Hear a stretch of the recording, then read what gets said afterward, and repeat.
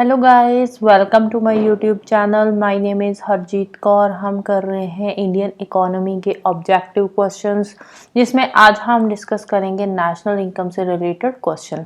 तो national income से related पहले के 31 क्वेश्चंस हम ऑलरेडी डिस्कस कर चुके हैं। आज हम शुरू करेंगे क्वेश्चन नंबर 32 से। तो क्वेश्चन है, as the economy develops the share of tertiary sector. अब देखो, जैसे इकोनॉमी डेवलप होती है तो टर्शरी सेक्टर का शेयर वैसे वैसे इंक्रीज होता है। Tertiary sector means service sector. Next है, the national income of a country is. National income क्या होती है? Sum total of factor incomes. Next है, इन एन ओपन इकोनॉमी। अब देखो, यहाँ पे ओपन इकोनॉमी की बात हो रही है। तो ओपन इकोनॉमी में जो नेशनल इनकम होती है वो क्या होती है, उसका फॉर्मूला क्या होता है? तो नेशनल इनकम निकालने का फॉर्मूला होता है C consumption plus investment plus government expenditure plus export minus import. तो ये है फॉर्मूला ओपन इकोनॉमी में नेशनल इनकम को फाइंड आउट करने का। नेक्स्ट है, new GDP series released by CSO in February with reference to base price of. CSO का जो बेस प्राइस है वो क्या है? 2011-12 का। 2011-12 के हिसाब से जो सीएसओ है वो जीडीपी को रिलीज करता है। नेक्स्ट है, per capita income in India was ₹20 in 1867-68 was ascertained first time by. अब देखो, जो per capita estimate first time दिए थे वो किसने दिए थे? दादाभाई नारोजी ने। तो वही क्वेश्चन ये है, बस थोड़ी सी क्वेश्चन की वर्डिंग चेंज हुई है। Next is the growth rate of per capita income at current prices is higher than that of per capita income at constant prices because the latter takes into account the rate of। अब देखो, एक तो होती है per capita income at current price और दूसरी होती है per capita income at constant price. अब ये करंट और कांस्टेंट प्राइस में डिफरेंस क्या है? जो करंट प्राइस होते हैं ना, इसमें इन्फ्लेशन इंक्लूडेड होती है। इसमें इन्फ्लेशन इंक्लूडेड होती है, लेकिन कांस्टेंट प्राइसेस में इन्फ्लेशन नहीं होती। इसीलिए करंट प्राइस पे जो पर कैपिटा इनकम है वो ज्यादा होती है as compared to constant prices. तो आंसर क्या आ जाएगा? Increase in price level. अब इन्फ्लेशन ऐड हो जाएगी तो प्राइस लेवल भी ऑटोमेटिकली इंक्रीज हो ही जाएगा ना। नेक्स्ट है, the most appropriate measure of a country's economic growth is its. अब इकोनॉमिक ग्रोथ को मेजर करने का मोस्ट अप्रोप्रिएट मेजर क्या है? वो है पर कैपिटा रियल इनकम। पर कैपिटा रियल इनकम। अब देखो, जो पर कैपिटा इनकम है अभी अभी हमने पढ़ा, एक तो करंट प्राइसेस पे होती है, एक कांस्टेंट प्राइसेस पे होती है। लेकिन जो मोस्ट अप्रोप्रिएट मेथड है इकोनॉमिक ग्रोथ को मेजर करने का वो है per capita real income. Next है, the term national income represents. National income में क्या आ जाता है? GNP, gross national product at market prices minus depreciation and indirect taxes plus subsidies. तो आंसर आ जाएगा हमारा इसका ऑप्शन सी। नेक्स्ट है, consider the following states: Maharashtra, Gujarat, Karnataka, Tamil Nadu. The descending order of the states with reference to their level of per capita net state domestic product. तो descending order सबसे क्या आ जाएगा? सबसे ज्यादा है महाराष्ट्र की, देन गुजरात, फिर कर्नाटका आता है और फिर आ जाता है तमिलनाडु। तो सीक्वेंस एज इट इज रहेगा 1, 2, 3 एंड 4। नेक्स्ट है, which one among the following countries has the lowest GDP per capita. Lowest GDP per capita हमारे इंडिया की ही है। इंडिया की जो लेटेस्ट जीडीपी है 2022 का डाटा है ये। 2022 की जो इंडिया की जीडीपी पर कैपिटा है वो कितनी है? 2301.418 यूएस डॉलर। वहीं पे अगर हम चाइना की बात करें, चाइना की सबसे ज्यादा है इन चारों में से। चाइना की कितनी है? 12,670 यूएस डॉलर है। और इंडोनेशिया की बात करें तो इंडोनेशिया की कितनी है? 4,798.12 यूएस डॉलर। वहीं श्रीलंका की बात करें तो श्रीलंका की भी हमसे ज्यादा है। कितनी है? 3,393 यूएस डॉलर। राइट। तो इंडिया की फिलहाल के लिए सबसे ज्यादा है इन चारों कंट्रीज में से। और ओवरऑल वर्ल्ड की बात नहीं कर रहे, इन चारों कंट्रीज की बात कर रहे हैं। Next, which one of the following is the correct sequence in decreasing order of contribution of different sources of gross domestic product of India. तो जीडीपी में सबसे ज्यादा कंट्रीब्यूशन है सर्विस सेक्टर का, विच इज अप्रोक्सीमेटली अबाउट 54%। फिर आता है industry का और लास्ट में एग्रीकल्चर का। एग्रीकल्चर का सबसे कम शेयर है हमारे जीडीपी में। Next, with reference to Indian economy, consider the following statements. The gross domestic product has increased by 4 times in last 10 years. अब देखो, अगर हम जीडीपी की बात करें अराउंड 2011-12 की, तो उस टाइम पे हमारी जीडीपी थी अप्रोक्सीमेटली 5%, 5.46 के आसपास थी। अगर हम बात करें 21-22 की, अभी की लेटेस्ट, तो अभी कितनी है 7.2%। तो पिछले 10 सालों में से 4 टाइम्स तो इंक्रीज नहीं हुई है। तो फर्स्ट वाली स्टेटमेंट जो है वो रॉन्ग है। सेकेंड है percentage share of public sector in GDP has declined in last 10 years. Second वाली स्टेटमेंट जो है वो राइट है। तो आंसर आ जाएगा ऑप्शन बी 2 ओनली। नेक्स्ट है under which of the following circumstances में capital gains arise. Capital gains का मतलब क्या होता है? कैपिटल गेन्स मीन्स प्रॉफिट या फिर गेन होना। तो प्रॉफिट कब होएगा? प्रॉफिट तब होएगा जब एसेट की वैल्यू इंक्रीज होएगी, ना कि एसेट की सेल इंक्रीज होएगी। एसेट की वैल्यू बढ़ेगी तभी प्रॉफिट होएगा ना। सपोज हमने यहाँ पे कोई प्लॉट लिया है, अब इस प्लॉट को 10 साल के बाद हम बेच रहे हैं। आज की डेट में जब हमने इस प्लॉट को खरीदा है तो इसकी कीमत सपोज 1 लाख थी, राइट। 10 साल बाद इसी प्लॉट को अगर हम 1 लाख में ही बेच रहे हैं तो इससे हमें कोई प्रॉफिट तो नहीं हो रहा ना।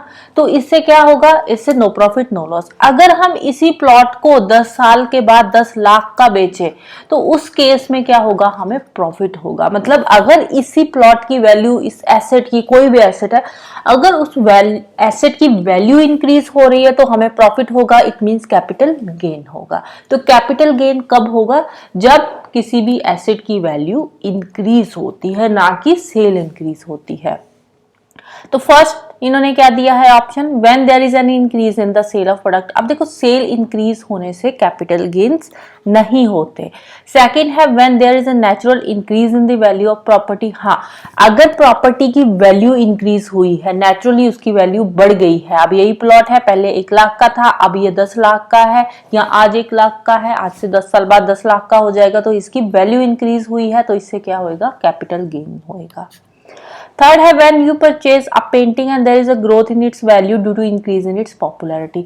आपने कोई पेंटिंग खरीदी, अचानक से वो बहुत पॉपुलर हो गई। पेंटिंग पॉपुलर हुई, उसकी वैल्यू इंक्रीज होगी। वैल्यू इंक्रीज होगी तो उस केस में भी कैपिटल गेन्स होएगा, राइट। तो आंसर आ जाएगा option B 2 and 3 only.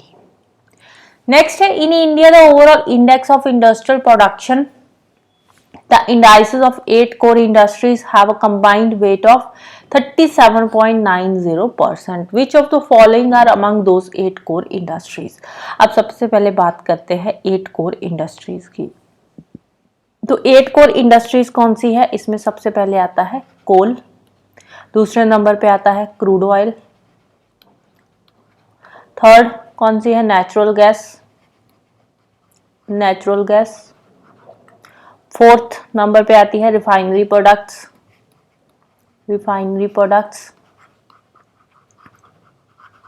Fifth number पे फर्टिलाइजर्स आ जाएगा, और सिक्स्थ पे आ जाएगा स्टील, सेवंथ सीमेंट, और एट्थ है इलेक्ट्रिसिटी, राइट। तो ये है 8 कोर इंडस्ट्रीज हमारी। तो अब इन पांचों में से 8 कोर इंडस्ट्रीज में कौन सी आती है? Cement, fertiliser, natural gas and refinery products. तो आंसर आ जाएगा 1, 2, 3 and 4 ओनली। नेक्स्ट हम डिस्कस करते हैं प्लानिंग इन इंडिया से रिलेटेड क्वेश्चन। तो इसका फर्स्ट क्वेश्चन है, under which plan did the government introduce an agricultural strategy which gave rise to green revolution. अब देखो, ग्रीन रेवोल्यूशन आई थी 3rd 5 ईयर प्लान के बाद। 3rd 5 year plan completely fail हो चुका था, तो उसके बाद अराउंड 1967-8 के आसपास ग्रीन रेवोल्यूशन आई थी। तो उस टाइम पे क्या चल रहा था? प्लान हॉलिडे, और उसके बाद शुरू हुआ 4th 5 ईयर प्लान। तो अब ये कौन से 5 ईयर प्लान में आ जाएगा green revolution? 4th 5 year plan में। नेक्स्ट है the second 5 year plan was based on. Second 5 year plan किस पे बेस्ड था? महालनोबिस मॉडल पे। नेक्स्ट है the planning commission of India. Planning commission क्या है? ये एक एक्स्ट्रा कॉन्स्टिट्यूशनल बॉडी है, एक एडवाइजरी बॉडी है। तो इट मीन्स क्या है? ये a non statutory body. Next है Mahalanobis model has been associated with which 5 year plan? तो सेकंड 5 ईयर प्लान आ जाएगा।